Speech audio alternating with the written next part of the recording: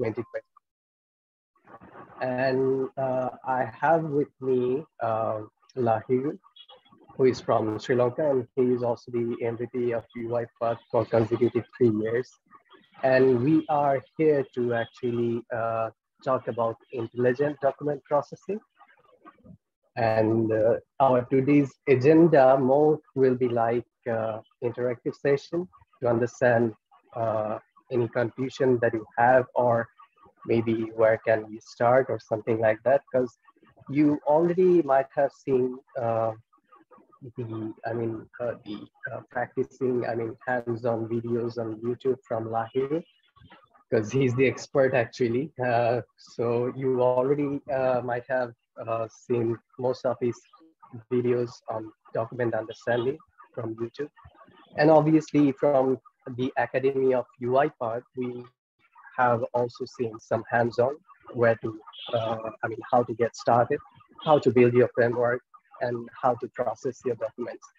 But today's session, we will more likely talk about the real life use cases, what we have seen, any problems or challenges that we faced. And also from from yourselves, we want to hear about any challenges, any confusion that you are facing maybe while doing your projects or doing the exercises, or any particular area that you want to learn for this on this particular um, build pillar of UiPath. So yeah, that would be our today's agenda, and and most of the time you will be hearing from Lahiru, because you already know that he's the expert of TU, and he also have more experience than me in implementing this framework in number of companies, and he also knows more about the the fields of this document understanding implementation. So yeah, so that would be most of the that would be our agenda in our today's session. So yeah, Lahiru, maybe you can move to the next slide, and maybe we can start from there. And I'd request everyone, you can unmute yourself and you can just talk, we can discuss. So yeah, likewise, we were gonna do our today's session. So yep. So Lahiru.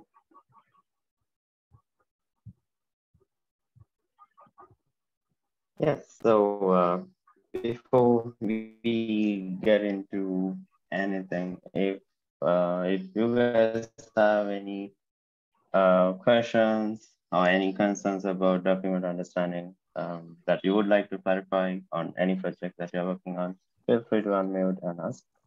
Yep. And also you can use this chat box to put your question in there so that we can see it from there. And also you are welcome to unmute yourself and talk.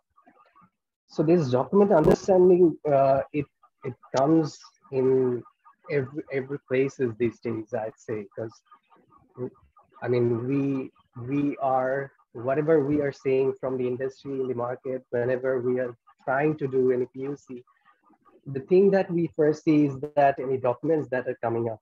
So it's all starting from any documents, invoices.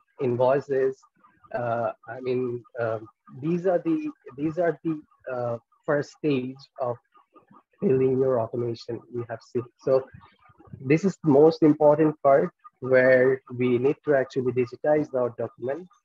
Otherwise, we can't start our automation journey. So that's why this document understanding framework is also important.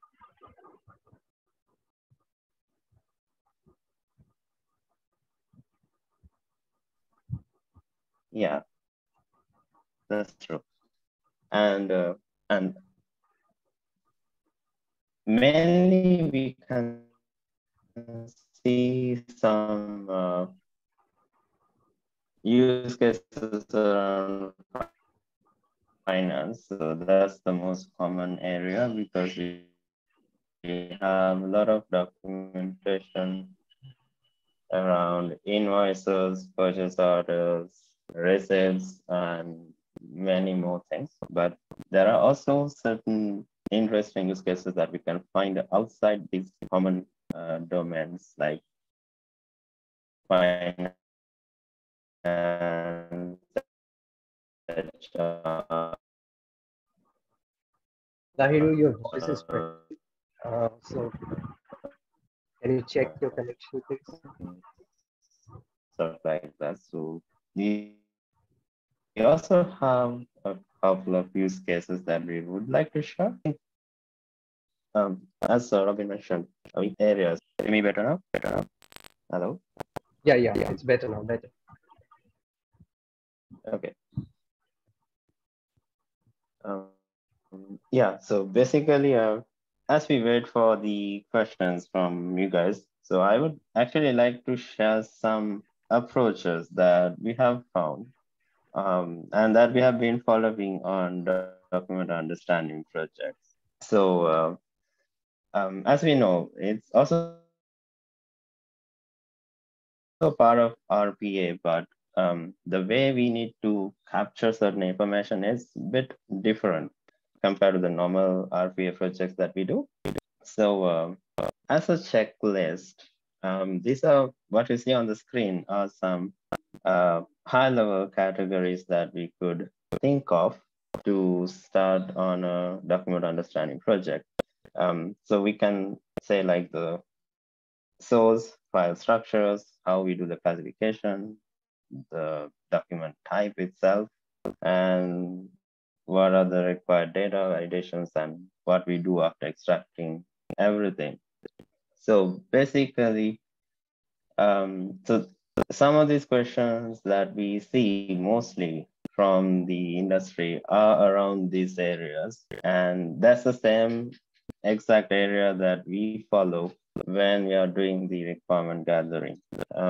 Because these things come in very handy when we are actually deciding how our document understanding solution should look like, what it should do, and what kind of technologies we need to use in our solution.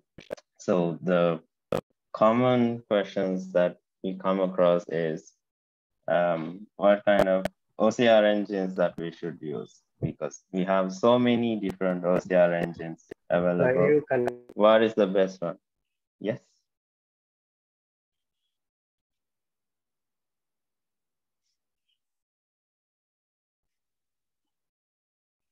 Robin, you were saying something.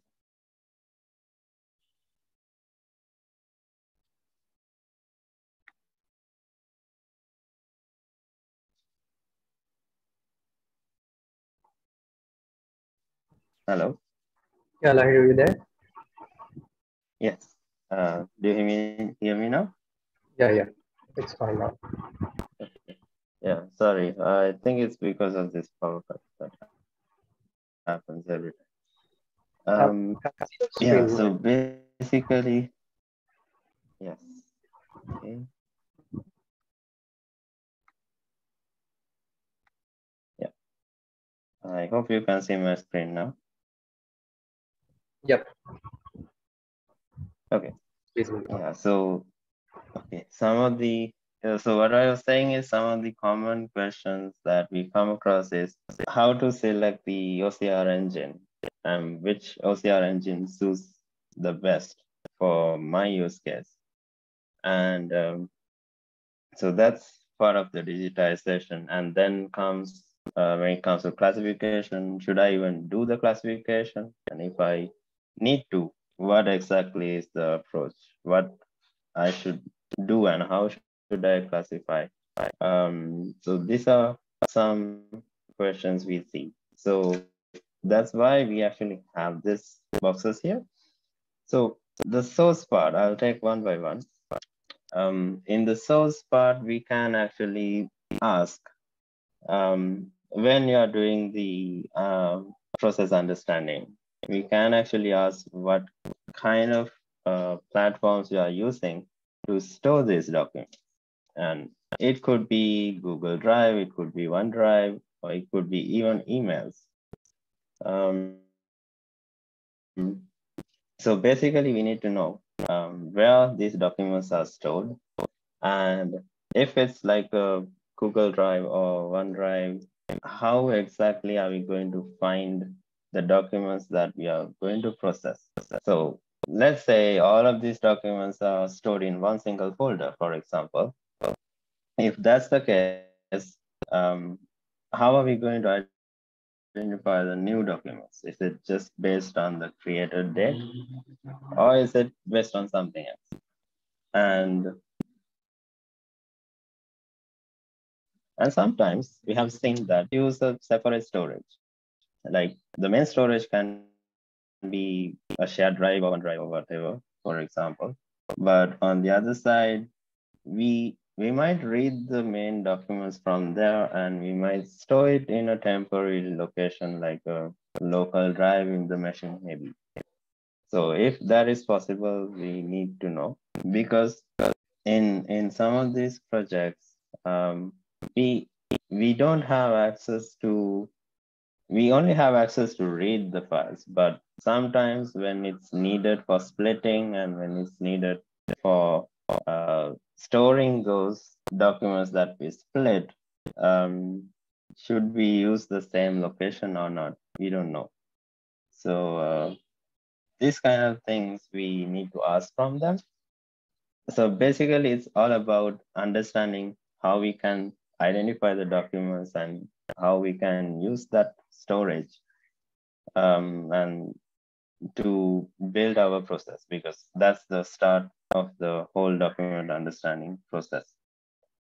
So that's mainly the source area, the source category. So that way, when we are building our solution, we can plan our first part of the solution on how we should extract the documents from that location. And then comes the file structure. So this is all about what kind of files we are getting. So we can get files in different formats. It could be PDF files, it could be images, it could be Excel, Word documents, it can be anything. So we just need to know what those files are and whether it is password protected and whether those files are computer generated, scanned documents, or is it just a photo that's taken? So these are some stuff that we need to know because this in turn affects the solution on what kind of technology we need to use and what kind of OCRs that we need to use. Um, and also in some scenarios, not sure whether you have seen this in your projects, but in some of the projects, we have noticed that in the files, people also add comments. Like if you are using Adobe Reader, for example, using that you can add comments, you can highlight text. You can also add text, add attachments, you can do so many things. So in that case, if we are to extract that information, we need to know how it is placed in the document because the file could be a scanned document, but these things that we add are actually digital. So it's a combination of two things. So these things we need to look at and we need to understand how those things are done to extract in those information and even in digitizing in some of the scenarios. And then comes the classification.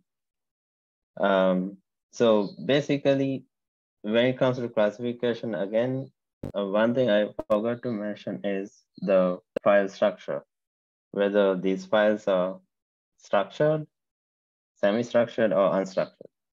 Because when it comes to classification, it all depends on keywords. And sometimes if you're dealing with unstructured documents like legal documents, for example, and if you have a lot of them, the keywords that you select might not be unique for each document type.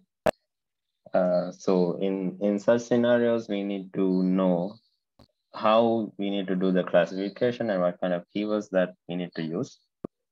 And in addition to that, we also need to know how we do the classification, like whether it's a single document that we need to classify, like your document might have like 10, 15 pages. And at that time, is that a document that belongs to a single type, or whether it's a document that has multiple documents typed inside? So these things actually help us to understand whether we need to split the documents and how we need to split and how we can identify these things in the classification stage. So that in turn also refers to the technical solution, because the keywords that you're planning to use, if it's a very simple document, we can just use the basic keyword classifier. But if you have documents that you need to split, then you need to go for the intelligent keyword classifier. And on the other side, if the documents are unstructured, the keywords are not not unique, and you also need to split at the same time. So these kind of things might need even multiple classifiers, like the machine learning classifier, the intelligent keyword classifier. So I will also tell you one use case that we have done by using all three of these classifiers because of its nature of the documents. So these are some things that we need to understand during the requirement gathering session by asking these kind of questions. Yeah, in addition to that, for the classification stage, we also have the option not to use classification stage. I mean, why is that? Because maybe sometimes you're only working with one single type of document, and you don't need to classify your document. There's only one type of document is coming. So you don't need to put this stage to see, okay, what type of document I'm getting, like invoice, form, or any other, like any payslip or something like that, any checks. So we don't need to put this stage when we are only handling, let's say, the invoices. So we know this is the only type of document we're gonna get. So in those particular cases, we also have the option not to use this classification stage. Yeah, Lahiru, over to you. Yeah, that's a good point. And also, we can also decide whether we need to go for manual intervention or not in verifying this data. So I'll get to that point after we discuss about the extraction of data. And Lahiru, your voice is breaking. I don't know if it's only me. Oh, sorry. Any issues hearing you, or can anyone else confirm? Yeah, I can hear everyone okay. Okay. Cool. So I've just got a quick question. Yes. When you mentioned about classification, if all the documents, so in one use case, I'm trying to understand, I've got 3 or 4 different types of documents.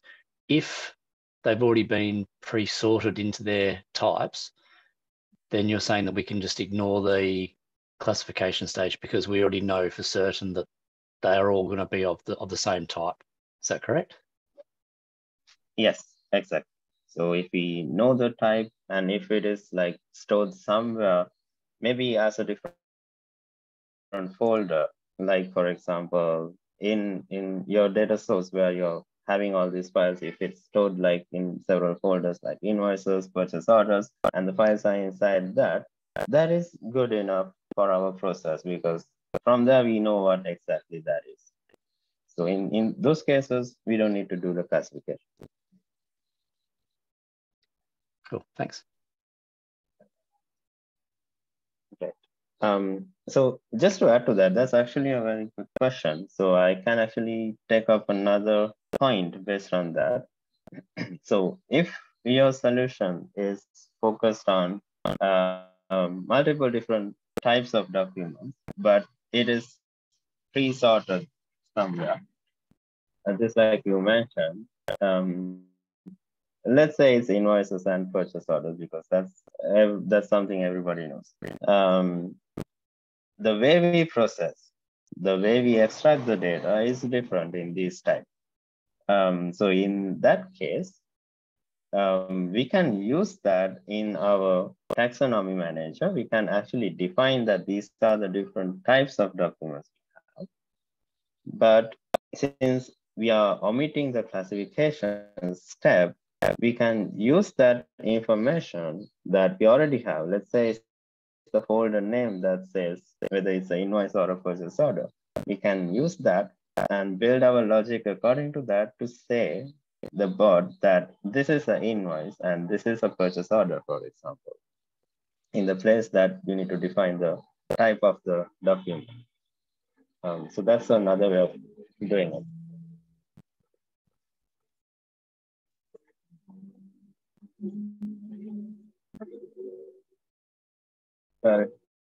Sorry for the background noise.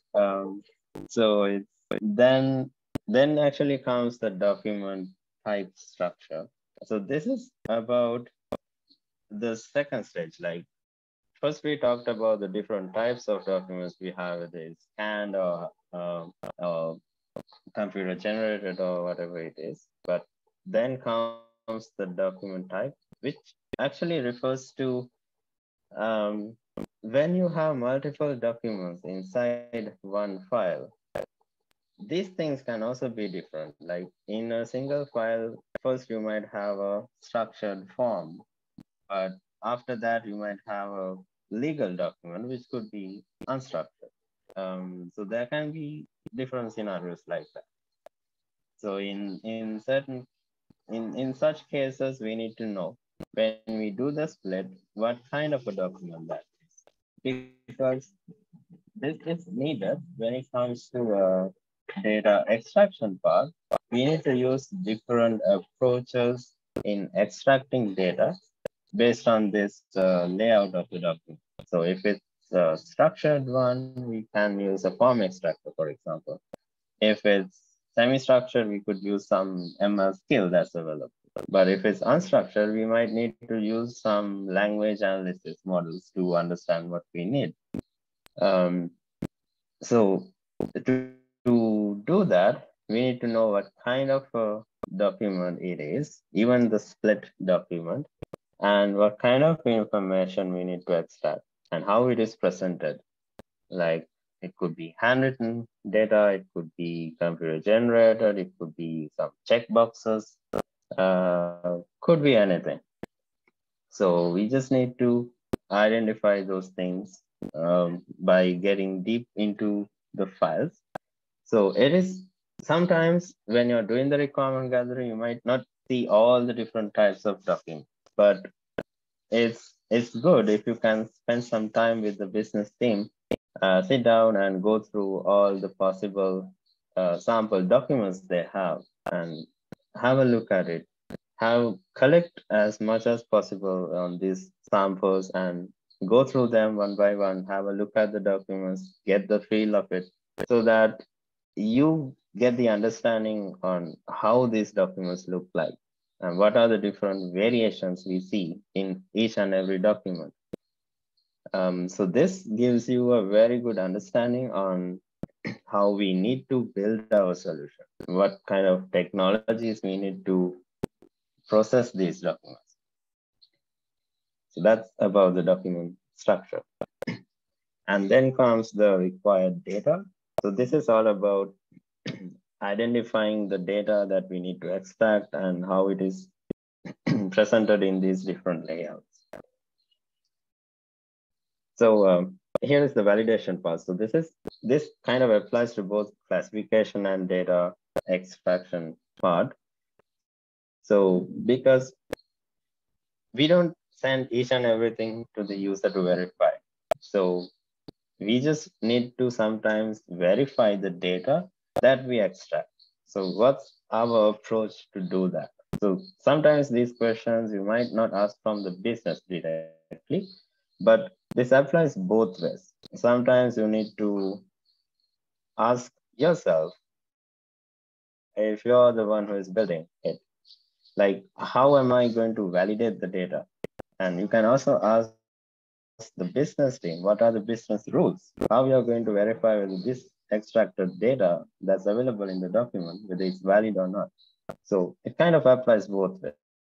So business rules we can ask from the business team, but when it comes to the data accuracy, how we are going to do that? Like, whatever the information you extract, there could be OCR errors sometimes, for example. So how we are going to validate those things, how we are going to find those things and correct those. So validation is not just about validating what we extracted. It's a part of it is also focused on auto-correcting the data before even moving into manual verification. So I'll tell you one example. Like, for example, in invoices, we extract the amounts. We extract the total invoice amount, and we also extract the line items from the invoice. So if we need to verify whether the amount that we extracted as the total amount is the same as the line numbers, we can cross-verify that data by getting the sum of the line items and verifying whether we extracted the proper value. So this is, again, two ways.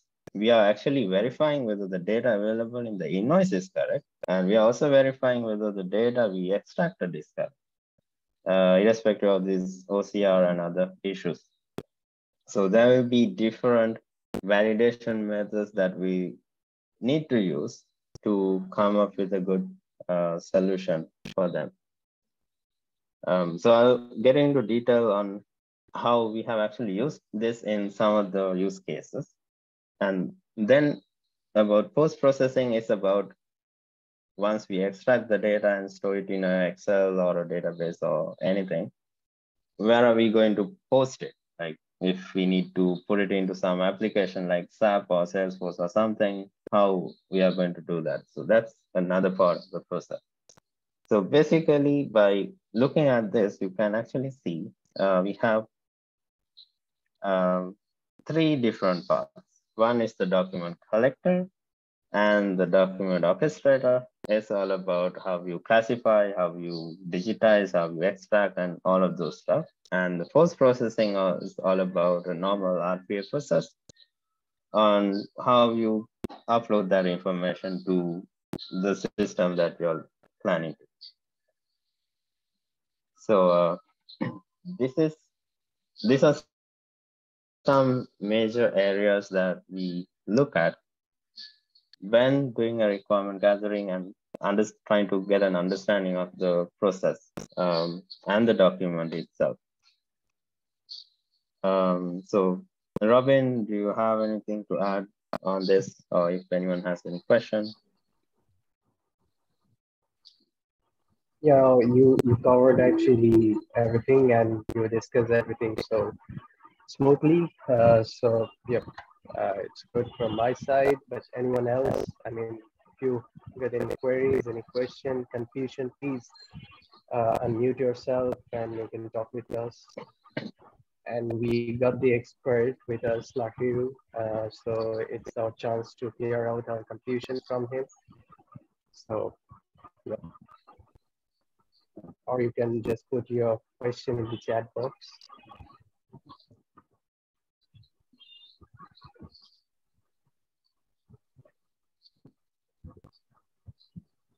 If not, maybe we can move forward. So Lahiru, maybe we can start with the use cases, few of the use cases that we did.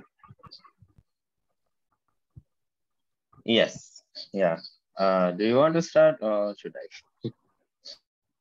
Yeah, I can start. So let me talk about the use cases that I faced recently. So that's why I talk in the classification stage, because on this use case where we only have to work with one single type of document. So that's where some part might get confusing for someone, that this is part of the framework, this classification stage, and we need to use it for every processes that we're going to do using this framework.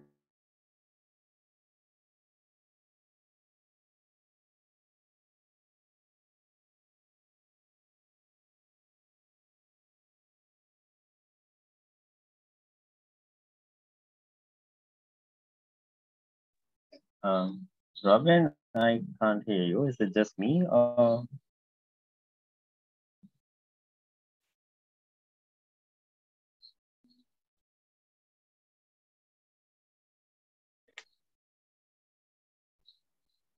It's not just you. Robin? Yeah. I think, yeah, he connected again.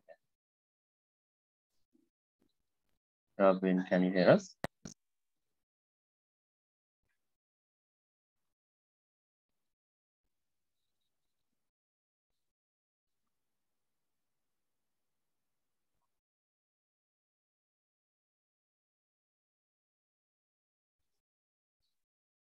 Robin?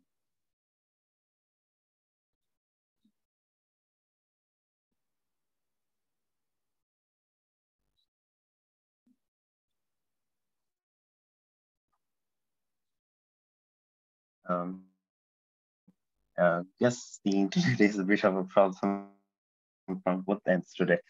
Anyway, while he connects, maybe I can explain some of the use cases that we have been involved in. So the first use case was actually done like 2 years ago, this is, and this was actually focused on child adoption. It is a very different use case. So basically, um, in this case, it's all about providing a good home for the children who are abandoned and who are actually in different orphanages. So there are like different agencies that take care of this stuff, and we actually did this for a company in the US. So basically, they do so much of documentation on these things to basically find a good family for these children. So this actually has about 50 to 60 different document types. And the interesting thing is these documents are pretty much unstructured. And some of these things are like structured documents, like different forms, but these documents included images, handwritten data, scanned documents, photos of different things. Just imagine the on things that can be there in a document. All of those things are there in these documents, and and these documents are actually prepared by different people. And once they send it to this particular process, it is about a 200 to 300 page document, and sometimes it's even more than that. Um, so the people in this organization, they manually go through these documents, identify what are the different documents that are there in this file, and what they do is they actually split these documents into different files. And splitting is also not that easy because it's not always in the proper page order. Like sometimes from page 1 to 10 could be a different file, and page 2 to, sorry, 11 to 15, it could be something else. But there can be some pages that belongs to the first document, after that. So in such cases, we need to merge these things and build that final file. Like it has about 50, 60 different types. And from each once that is ready, we need to extract certain information. And again, that is also a challenge because we don't know in which order these pages come in. Could be in any order. So identifying where that information is and extracting that information using different techniques was a challenge. So that was the use case. And finally, once we have all that information, we just need to upload all of these documents into some state application. So basically, for a person, it takes about 5 to 6 hours just to finish one such document. But with the automation solution that was created for them, it just does that in just 10 minutes. So it reduces the overall effort a lot. So why I brought this up is because this is one scenario where we had to decide what kind of OCR engines that we need to use and what kind of classification techniques we need to use. So basically the OCR selection, and this is also another question that usually people ask.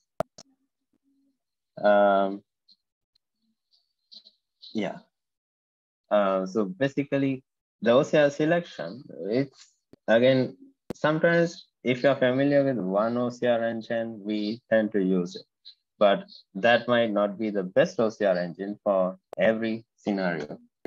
So how we identify that? So we use a concept called OCR benchmarking. So what it is that based on these scenarios that we identified at the beginning, with all those questions that we asked, we try to find the OCR engines that support those scenarios. Like, for example, if we see documents that are scanned and that has checkboxes, handwritten data and stuff like that, we look for OCR engines that support that kind of extraction. And there can be multiple OCR engines, but we don't know which one is the best. So in that case, what we do is we select few OCR engines and we collect some sample documents that belongs to each and every type that we identify and run it through these OCR engines for each field that we need to extract. And that way we get the confidence levels, we get the percentages of the accuracy, and we can cross-verify the OCR engines for their performance on this and decide which one gives us the best accuracy. And sometimes the best OCR engine that you see might not work for a couple of fields that you have, but the other OCR engine that is not good for all the other stuff, but it is good in extracting that kind of fields that is not capable of extracting by your primary one. So in those cases, we can even use a combination of multiple OCR engines to do our task, to validate and properly extract that information. So that is something that we actually did in this particular use case because there were so many different document types and a lot of different ways of extracting data. So we apply that technology there, and the user intervention was very minimal.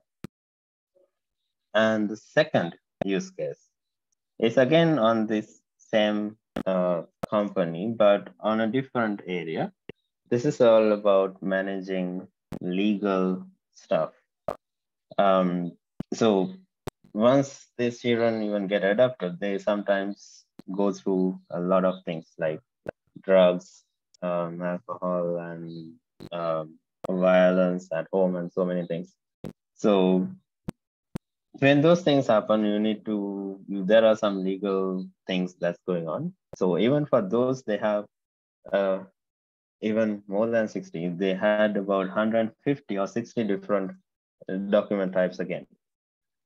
And in that, even in one type, there were so many different types of documents. Like if we say a legal document, you can see legal contracts, you can say legal, I don't know, court orders, you can see emails that are being sent here and there to discuss some of those stuff. So there are so many different variations. And for that kind of a use case, we had to use the classification very heavily because we just cannot say that this keyword will be there in this document because it varies so much. So we had to use the combination of all three classifiers. For some of the things that we know, we specifically went through thousands of documents manually, identified these keywords and mentioned in the keyword classifier, whatever the unique keywords that we can find. And to support that, that was just not enough. But to support that, we also used the machine learning classifier and trained it on more than 2000 documents to properly classify.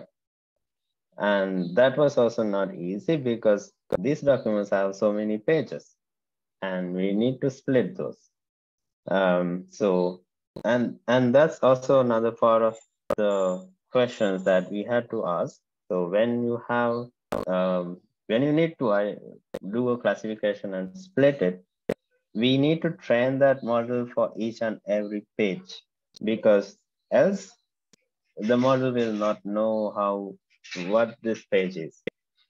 So in that case, so based on that information, we had to, in the initial samples, we had to split those pages into one-page documents and train the model on those stuff and then use that classification on top of that.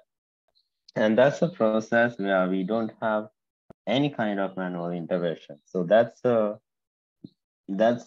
was given to us as a requirement from the business because they process more than 1,000 documents a day for this particular process. So for that, they specifically said, we can't just sit and verify. The bot has to do it without a single verification from any person in that organization. So the business logics has to be accurate. The validations that we do has to be accurate. The data has to be accurate. It might not be 100%, but still we need to somehow get the highest possible accuracy. So for this, we again use multiple OCR engines to get the best possible OCR accuracy. And we used very different validation mechanisms to verify the extracted data to see whether it's correct. We even used fuzzy string logic to cross-verify the information. So the validation part was very strenuous and it was very complicated. So that's the other use case on document understanding. So why I brought this up is because of these things that I just mentioned, and all of those things were actually captured at the very initial stage by asking all those questions I mentioned in that different categories screen I showed. So that was the start, and that gives us a lot of insight on how we need to plan our solution, how we need to decide the different techniques we need to use. So that's why I specifically highlighted on those areas. Because when it comes to requirement gathering, they might not even show you all the possible samples. That was the case with us as well. So, but when it comes to documents, you have to see those and you have to get information as much as possible to properly plan. Else, if you are supposed to change something at the end, if the process is that complicated, it's going to be a bit difficult. Yeah, so those are some two use cases that I have. So, Robin, are you back? Yeah, can you hear me now? Yes. Sorry, everyone. Sorry for the connection issue. And the use case that I was talking about. So let's just start from there. So the solution that we provided recently, that was for an insurance company here in Bangladesh, and we physically visited that office, and we have seen that there were like piles of insurance forms, and there were like 80 plus people who were trying to understand the form, and from there they were inputting those data into their ERP system. So it was like a huge amount of data they needed to handle, and that was quite tiring for them, and also boring the same task every time they're doing. And their Robin, shift it's was a good. bit difficult to hear you. I think there's Okay. something wrong with your mic. Is it better now? We Or can, still? but there's some, I kind of hear as a robotic voice. How about now? Still the same.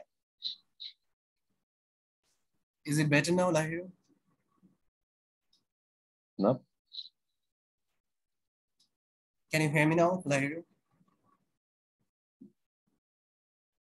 Oh, Yep, I can hear you. I can hear you, but it's difficult to understand. is it better now? Great. Just- There's a bit of an echo coming through. All right. Okay, so where I was actually, the shift, the people were actually working was like 10 to 6, but for the amount of data, the form actually, Robin, Lahiru? can't understand what you're saying. We can hear like some noise, but really difficult to understand what you're saying. I don't know why is that.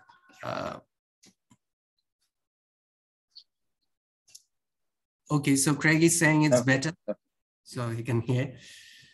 All right. So this pile of data, they needed like more of their shift of work to complete each day's task. And every day they were like processing 700 plus documents, insurance form. So these insurance forms were coming from all over the country. And that was the head office. And there the employees were like 80 plus employees were like processing those documents and inputting those data in the ERP system. So that's when we came into the picture and we tried to help them. So there's always one opportunity with these kind of documents is that we also have the option to re-engineer those kind of documents. So those documents which we are going to process, let's say for this particular use case, so that insurance company were using like one 8-page form, and few of the pages were not actually that much important that they said when we visited. So we tried to actually recreate the form for them and tried to show them, okay, let's work with this one. Is it good for you, or is that fitting all of the information that you need to get from client? And that's how we also try to help them in re-engineering the documents that we are getting. And we also had the solution that we propose is that can't we have these digital form, online form from where we can get the information from the clients. In that case, maybe the work would be more easier for us, something like that. But in some particular countries, we have this compliance issue that government needs to have these documents for each of the clients. Otherwise, this company can process or something like that. So that's why that proposal was not working. So that's the place where we put this new form structure, where we were being able to make this form like 3 pages. And that was more easier after that because we did some boxing so that we can understand whatever written in there. And also Lahiru just mentioned, we need to carefully choose our OCR tool because it's important. While reading any scanned document, handwritten document, I'd recommend always use UiPath document OCR because it's gonna give you, I mean, more accuracy than any other tools in the market, I guess. But obviously you have the option to try out each and every one of those tools to see from which tool you are getting more accuracy. So after that, we implemented this process, and now, I mean, what their requirement was like, from 80 people, they can just move to 20 people or something like that. That's the number they gave us, that we can provide 20 people, and other 60, maybe we can relocate them to other important tasks. We don't want to waste their time in this particular job. And also, I don't want to spend those 20 people to most of their days, I mean, most of their time of the shift in this particular process. And you might also get these kind of requirements while we're implementing these kind of DU processes, is that whether the client want this one in attended mode or unattended mode. So the validation stage actually helps us to implement in those particular area. Like when we are going to implement attended mode, those 20 employees going to be sitting in front of their PCs, and whenever the documents are coming, processing, they're going to see the validation stage. Okay, this from this particular form, these are the fields that were extracted. And if anything confusing or not extracted correctly, they can correct it from there. So this requirement was important for the client because they are insurance company, and the information that they were getting was were sensitive. Those were important, and any mismatch or anything unscraped from the document could create problem for them. So that's why it was one of their requirement to implement this one in attended mode. But we also have this option to move this solution to unattended mode by giving some validation score to our extracting fields and send any information which are underscored in the AI center, from where the user can get any email or text messages that these are the information you need to check. So we also have the option to implement in that particular way as well. So with Lahiru's use cases, I also wanted to I brought this one up because this was something else from Lahiru's use cases, something maybe easier, but maybe we also get the opportunity to use something, some re-engineering in the form, and in the implementation, we had to use this attended mode or something like that. So yeah, so that was about it, my use cases. And previously, each of the employees, they needed to spend 20 minutes for each of the forms to process those. I mean, from the form to entering those items in the ERP system. But after the implementation, now it takes less than 8 minutes to process each of the forms. And that's how we were being able to help this company. So that was about the use case. And anyone got any question, please feel free to ask.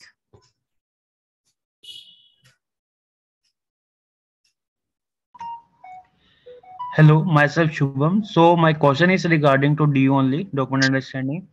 Yeah, If sure. our client says that we don't want to use ML model, instead of that, we what we have to use? Suppose client says we have to extract visa regarding document understanding, but as we know, there is we can create ML model through orchestrator and through community edition. As I am using community edition only. So for POC, client says through the restrictions, to the strict level, we can't use ML model. We have to use either public points or endpoints or another things. So what will be the criteria or something like that? So Lahiru, you want to take that question? Yes. So Shubham, can you like tell me again what's the document? Is it a passport as I heard? I'm making, yeah. So repeating again, suppose I'm making a, you can say POC. The POC is extracting the visa details from the documentation. So client says we don't want to use ML model due to restrictions, due to security purpose. So what will be the exact criteria that we have to use? As we know, there is no public endpoint for the visas. So any other things uh, keyword classifier, or you can say extraction, how we can fill the client criteria like that. Yeah. Anything? So Mhm. yes. So even with public endpoints, what happens with that is you will be sending your data out of your organization to that endpoint because um, with UiPath they do have public endpoints, but even for that to work, you will need to send the digitized information to that server, then get the results back. Um, so if you don't have an on-prem version for this particular thing, then probably and even with the cloud, you'll be sending some data outside. So the best thing to use is um, I know the layouts will be changing for different visa types. So if possible, you can try to use, and based on your scenario, you can actually look at these things and see if we can use the regex, the most simpler one that does not even require any extra cost. You can try to like capture some keywords and try to extract by implementing some regex pattern over there. Like, for example, if you want to extract the name and you see the name printed right next to it, you can try to build a pattern based on that. So that's one way of doing it. The other way is to create a template using maybe form extractor, for example. So that way you can uh, try extracting without creating any ML models.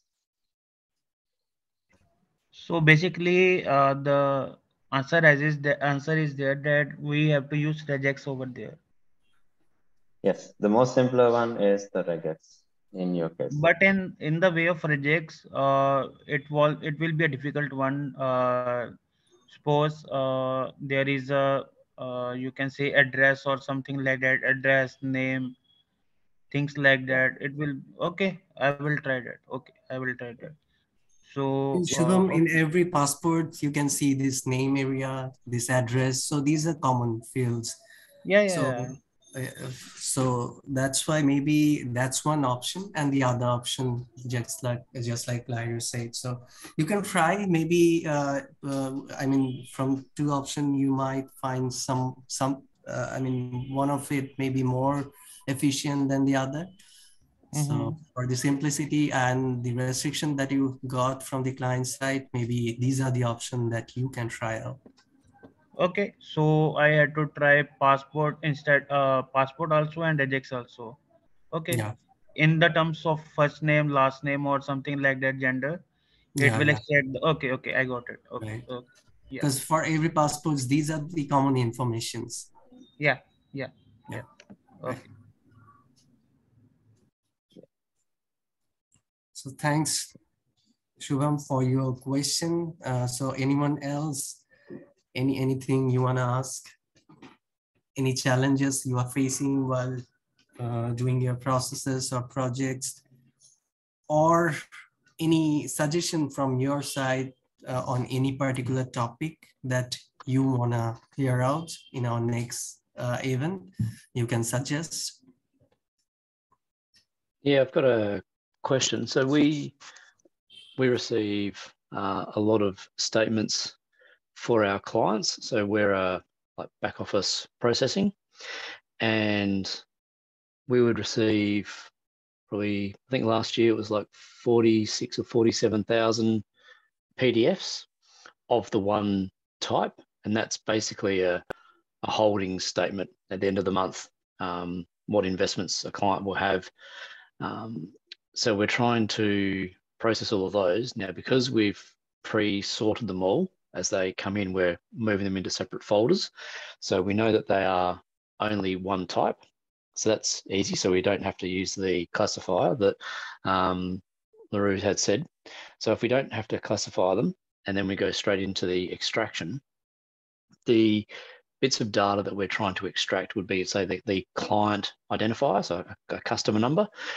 However, the statements that come in are coming in from lots of different providers, and the label that precedes the actual client number may be different for all these different providers. So it could be customer ref, could be customer number, spelled NUMBER, could be customer NO dot, could be customer NO, could be client ref, client number.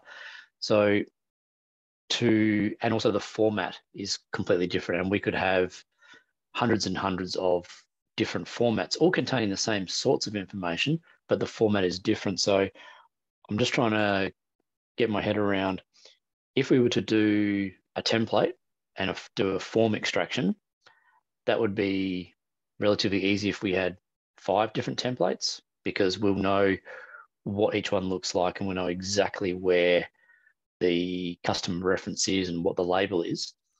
If we end up with hundreds and hundreds of different forms and different formats, should we then be using machine learning extractor as the way to go for that, or should we be using something different? Because obviously we can spend the time and create lots of templates, but then there's the additional overhead and maintenance. If they change or if they reorganize, then obviously there could be lots of templates that suddenly stop working. So it'd be good to get your thoughts on what's the best way, or what's the best extractor to use, given the formats vary and also the labels vary as well.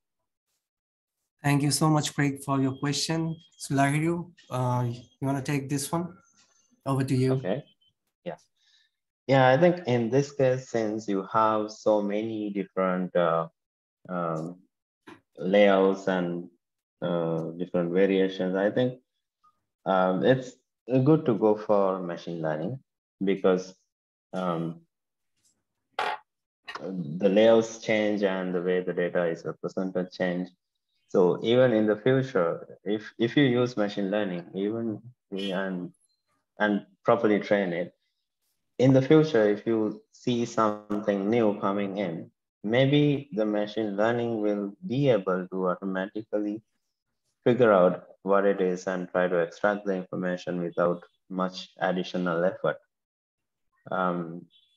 So this is one way of dealing it.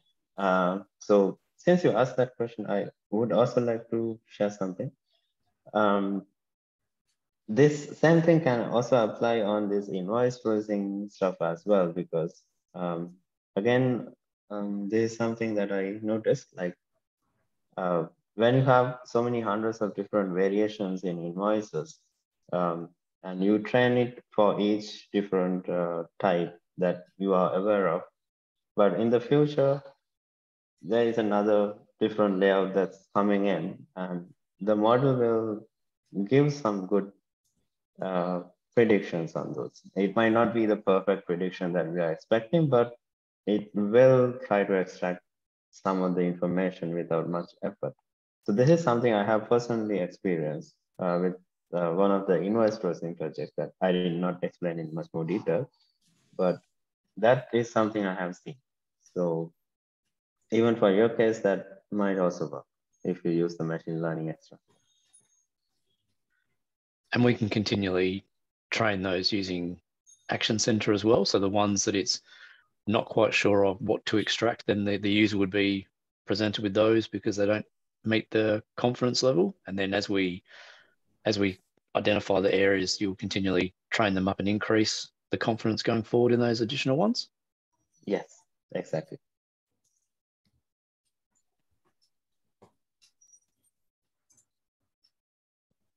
And also Okay, from what I I have can gather, from what I yeah. can gather, with the ML machine learning process, because the data's going off to UiPath, then you actually pay, there's a cost per machine learning unit, or that's what they refer to it as. So every time you send a statement, you basically, it's like a user pays. If you send it one, you pay for so many, and then you have to pre-buy or purchase so many units. Is that the way the usage costs work? Yeah, I think the AI unit concept works in bit of that way for the different. I think some units are used for hosting the model, and some number of units are needed to run the training pipelines. But on processing side, I think it's based on the number of pages we process, as I remember. Yeah. And when you initially set up the extractor, so we'll link the extractor into the extraction scope, and then we'll do some initial training. How many different variations, different formats should we be using to actually train it up? Is there like a magical number? Should you be using 10 different formats or 30 different formats, or do you go for more or less? What's the general rule on how to train the model up the first time? Yeah, so that's a very good question. So for the initial training, don't use the action center. For the initial training, use the document manager, the one that you see in the AI center itself. The reason for that is comparing what you get from the validation station or the action center and what you get from document manager. Document manager generates more data compared to the validation that we get to actually train the model. And that is why it is recommended to always use the document manager for the initial training and use the action center or the validation station, depending on how you use it, to fine tune the model that you already have. But in the initial one, if you have different variations, let's say, for example, you have 20 different variations in these documents, try to get some good number of samples. Like I would say for a start, you can start with 10, some documents that ranging from 20 to 30, let's say, for example, from each different layout that you see, and train it on all those 20 or 30 documents that you get. So it depends on the number of layouts you have. So basically, again, relating back to that invoice processing thing, because it's a similar question. So in that case, we had about 150 different suppliers.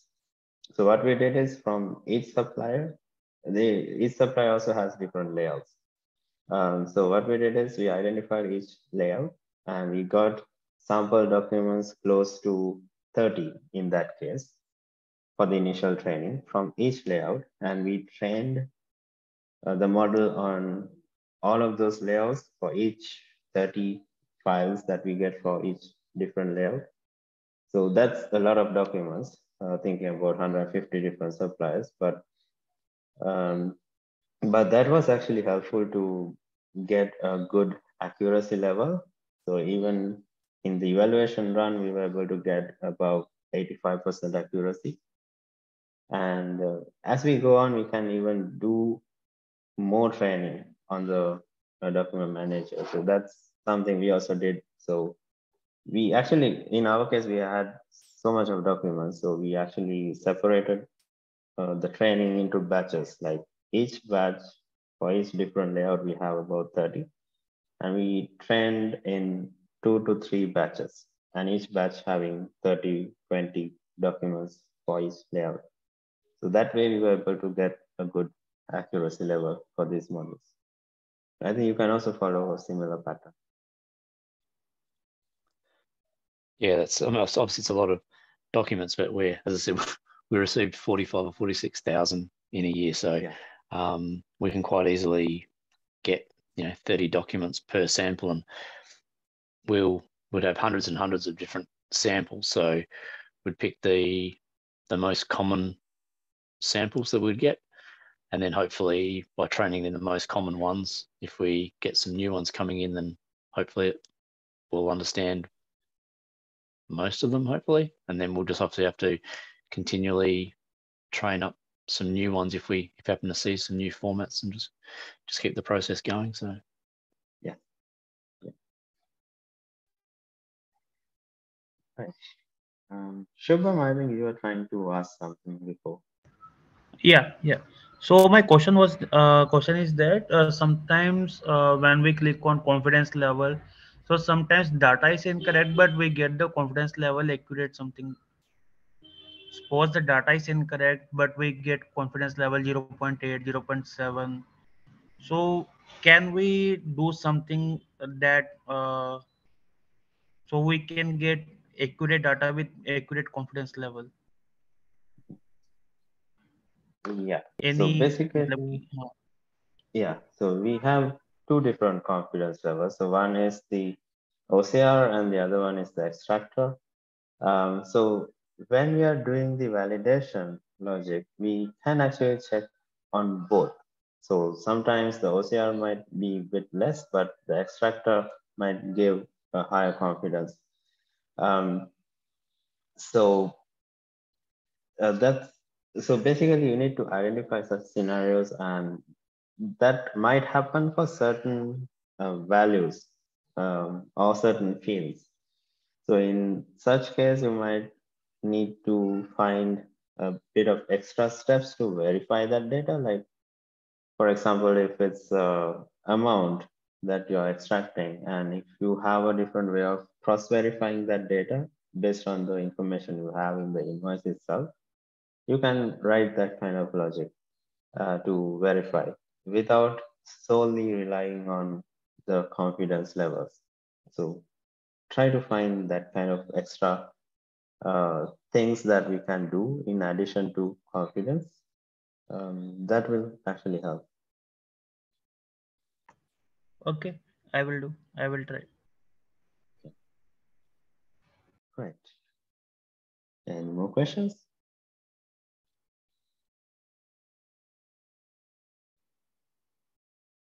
I guess not. So, Robin, I think we can wrap up for today then. Yeah, so as we don't have any other questions, so I just want to say thanks to everyone for joining, and please, please just let us know if you want to learn anything for our next session, so we can also publish one event on that. So other than that, maybe we're done. We can maybe wrap up for today's session. Lahiru, just have one final question before you go. Once we do the extraction, can we then literally use any of that data to do subsequent tasks? So for example, if I can locate the customer reference, can I then use that to rename the original file based on the data that I'm extracting from it? Yes, we can actually do that. Yep, and we just do that as a basically as a loop. So as we go through and process the document, as we extract the data, we would then go off and then rename it at the same time, and then we basically get the next statement, process it, extract what we need, and just set it up as a for loop, for example. Yeah. Okay. That's good. Yeah, I'm just trying to think of all the different things we can do with these documents, because at the moment they're all being handled 100% manual.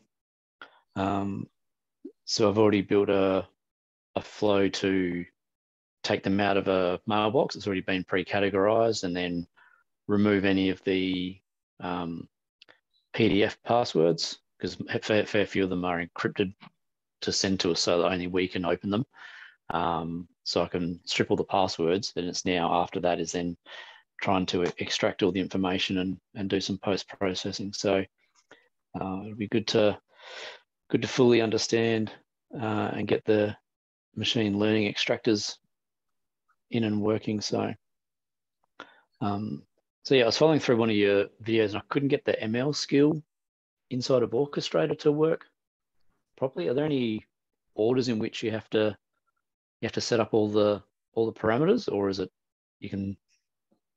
So I followed through the clip, but yeah, for some reason the ML skills weren't refreshing inside my project, so I couldn't actually get the ML skill to appear.